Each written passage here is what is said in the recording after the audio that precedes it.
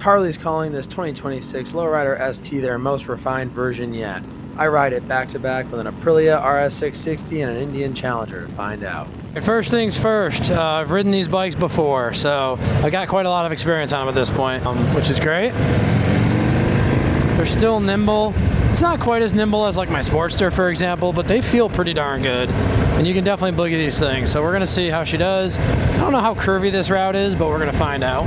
The Brembo brakes feel great on these. So you don't feel like you're gonna not be able to stop ever, which is good. Oh, that car did not have the right of way. Man, down low, she gets up and rips.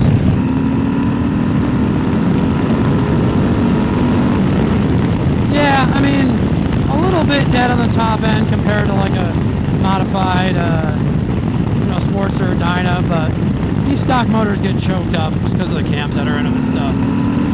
5,700 RPM red line. You gotta make sure you shift in time. But I mean, it pulls pretty well, so really can't complain overall. But 6th gear, 2,500 RPM at 70 mile an hour cruising speed. That's pretty great. The 117 HO. They've slowly but surely been bumping the power up, as the Harley always does. I remember riding these with the 114. I remember riding these with the 117 standard and the HO now. I've ridden one of these with the 121 Screaming Eagle. And really all the motors are enough. But when you get into the 117s, even bone stock is where they really start to just feel very good. But if you own a 114, you're probably better off just keeping it and enjoying it. But if you're coming from like a 103 or a 107 or a 96 cubic inch motor, I think you'll notice a big difference. They're just a little snappier and stuff. One area that these soft tail chassis really shine on is these sweeping turns like this. They're just much more stable than the old rubber mounted Dynas and Sportsters. I didn't hit those at that much speed, but you can just feel the stability difference. And the suspension on these things is pretty darn good from the factory. It's like some of the first Harleys that have pretty decent, respectable suspension. So, you know, it kind of amazes me. I was thinking about this just now.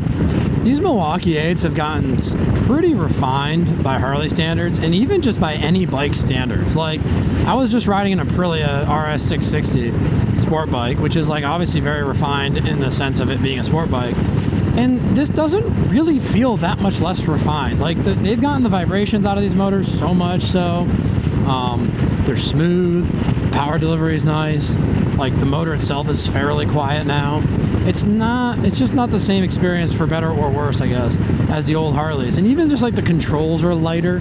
Like my 05 Sportster, it's just, everything's like heavy, everything's like solid. But not necessarily in a higher quality solid way, it's just more solid. And these are, I don't think they've sacrificed the quality per se. Like, if everything feels fine, it's just a little bit more refined. They've just tweaked everything in a little bit of a better way. So I was also just riding an Indian Challenger, and compared to like a Road Glide or a Challenger, you get a lot more wind on your chest with this, but not an overwhelming amount, which for summer days like this is good. Like, I'm cooling back off. When I was on that touring bike, I was getting a little toasty because you just don't have that much wind on your body. So that can be a benefit if it's cold out, but it's a disadvantage. You know, I think the biggest, really, if you could have two bikes, right? Having that touring bike for the cold weather is awesome, and then get something like this for the warmer weather. And you can still do the longer rides, get a little bit of wind off you, but it's just not quite as much. This is a kind of matte blue paint job, and I'm not a fan of the denim colors typically, but this actually looks pretty good. It's got like a weird, kind of like middle shine to it. It's not full denim, full flat, but it's also not like a full shine. And I'm kind of digging it. I think it's a new color for 26. From a pure cost perspective, you just want to go a certain rate of speed and have a certain amount of handling. This is the cheapest, best way to do it, realistically. And I think these things look super sharp. I think the handling is just so crisp for the size of the bike. I'm a big fan of them. They have really good ground clearance, all things considered. They're just fun. They're just good bikes. First thing that I always complain about on these, the rubber bushings for these bars are way too freaking loose. Let it vibrate a little bit. That's just annoying. The sport mode on these things is like way too touchy. Although they maybe tuned it down a little bit for 26. Not horribly touchy, but rain mode is a dog, which is actually good. I have no problem with that. And then road mode is just about perfect. So they should just leave it in the road mode, in my opinion, and ride it all the time, and you're fine. That's my personal thought. Leg heat from these big twins when you're sitting still is, of course, pretty intense. The fairing doesn't really help, right? It helps trap some of that heat compared to something like my Sportster, for example. The motor just gets hotter. You just feel more of the heat. It is what it is. Yeah, and at speed, you know, the buffeting is really not too bad. You can obviously change the windshield too, but that opening in the front of the fairing makes a big difference. One of my complaints with this bike throughout the years has always been the kind of foot and seat position. I felt a little bit cramped, which is sort of intentional to give you a sportier handling feel. And I will say, for whatever reason, I actually feel less cramped. I feel like the riding position's more comfortable for me than I remember. I don't know why, but I just like sat in this thing and it felt better. I believe the bars are in the same position as they've always been.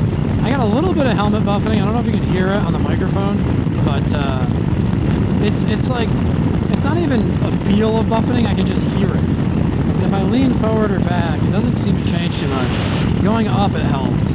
But I would just need to change this windshield height a little bit, but it's close. Alright guys, that is going to wrap this one up. I enjoyed this thing, and I highly recommend one to buy. If I had the money right now, I would already own one, to be honest. This is one of my favorite bikes. So thanks for watching. I will see you on the next one. Goodbye.